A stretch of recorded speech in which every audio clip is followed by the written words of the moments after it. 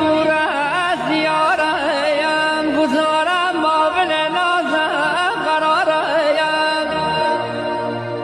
ای آخه دلم کار با کلاس ندارد فقط میگه برو دیدار یارم ای خدای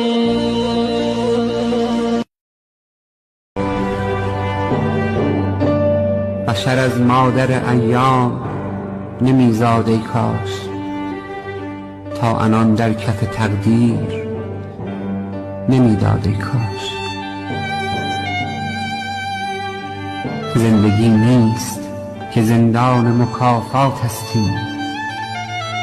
کس به زندان مکافات نماند ای کاش در باغی بگشاید به رخت سبز ولی سخت بنبست که هرگز نگشاید ای کاش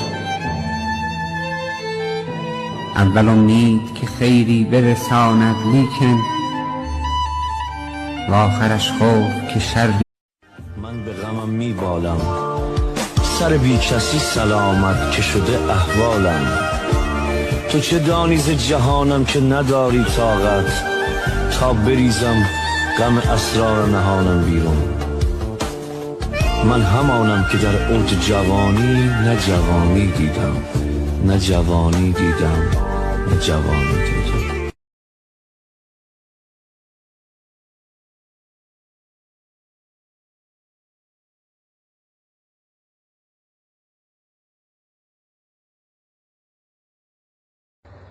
قابل توجه و خانمایی که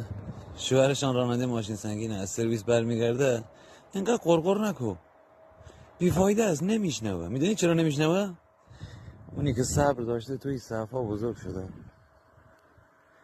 میخوای صدای تو بشنوه آسمان کرماشا تنیش خراوی امشا بوار و سر دار بیشه و پیک بورا